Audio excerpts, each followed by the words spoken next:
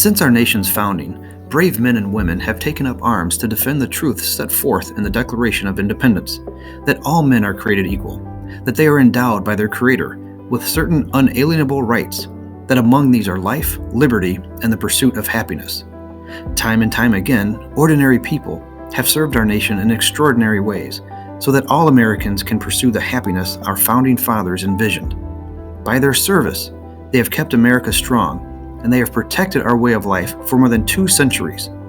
At this moment, men and women of the Army, Navy, Air Force, Marines, and Coast Guard are serving around the world.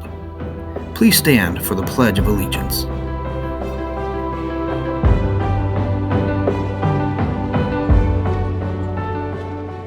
I pledge allegiance to the flag of the United States of America and to the republic for which it stands, one nation, under God, indivisible, with liberty and justice for all.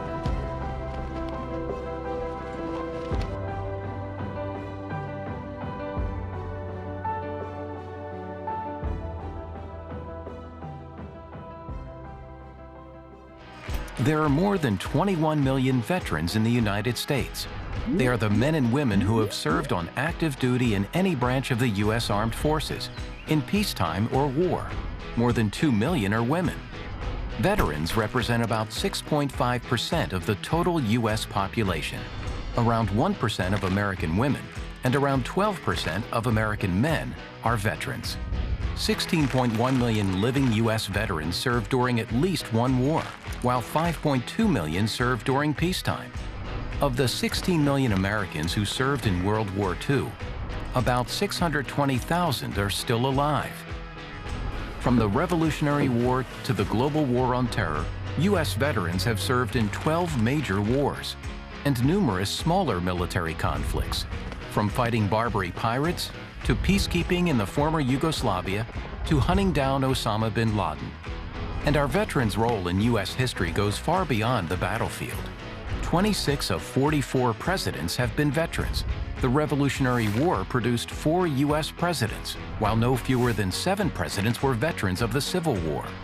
97 members of the current U.S. Congress served or are currently serving in the military, including 81 members of the House of Representatives and 16 senators.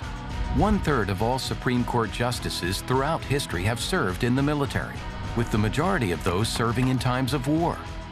And of the 330 current and former astronauts in the U.S. space program, 219 served in the armed forces. During peacetime, our military forces have provided humanitarian aid and disaster relief to areas in need at home and abroad. During Hurricane Katrina, for example, nearly 70,000 troops, active duty, reserve, and National Guard, were involved in what is said to be the largest relief effort in U.S. history. These are just a few of the many contributions we can thank our veterans for, from our nation's beginnings until today. We honor veterans by teaching younger generations about their sacrifices on our behalf. Educators are instrumental in these efforts, and today we honor our Native American veterans.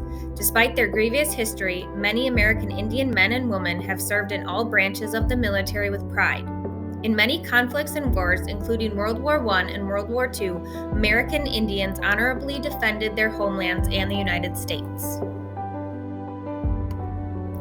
Created in conjunction with the dedication of the National Native American Veterans Memorial at the National Museum of the American Indian in Washington, D.C., this exhibition, video, and book honors the diversity of Indigenous people and the complexity of their experiences.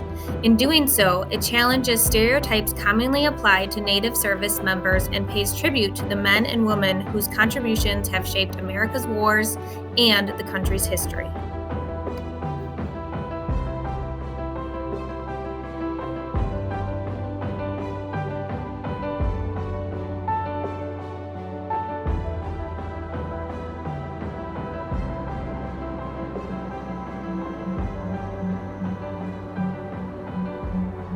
Ekomumai Ikena Hale. Welcome to this sacred place. I remember everything happening so quickly. I left for boot camp, I was in training. Uncle Sam thought I was having too much fun on the beach, and so I was drafted in 1966. I volunteered to go into combat.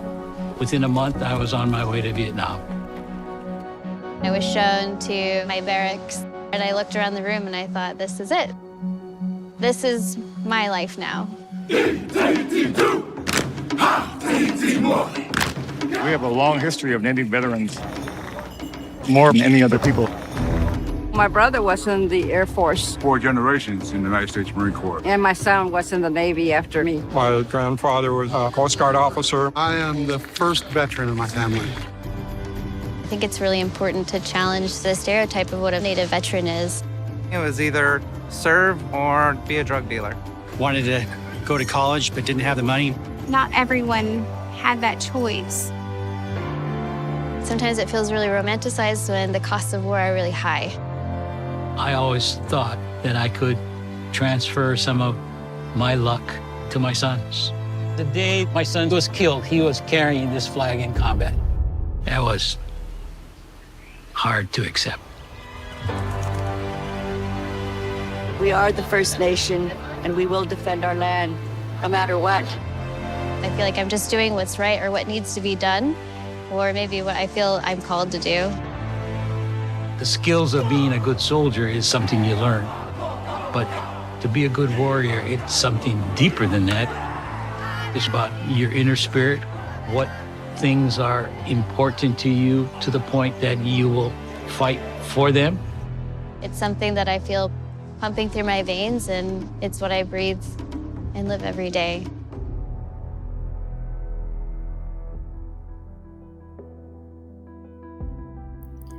For more information, please check out the book, Why We Serve: Native Americans in the United States Armed Forces. This book chronicles the generations of American Indians, Alaska Natives, and Native Hawaiians who have served in the United States Armed Forces during every military conflict since the country's founding. MCHS students and families were asked to share pictures of their family members and relatives who are veterans and currently serving in the military. Thank you to all our local heroes. In addition, the Interact Club has written and collected over 1,000 letters to send to our troops via Operation Gratitude. We thank them for their kind gesture.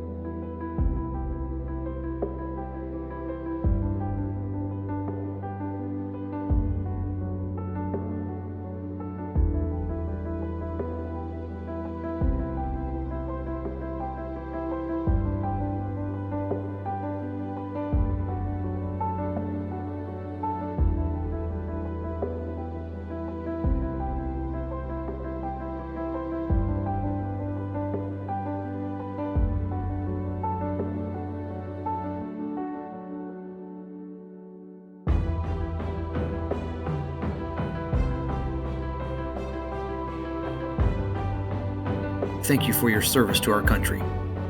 At this time, please take a moment of silence for all the veterans who have served and made the greatest of all sacrifices.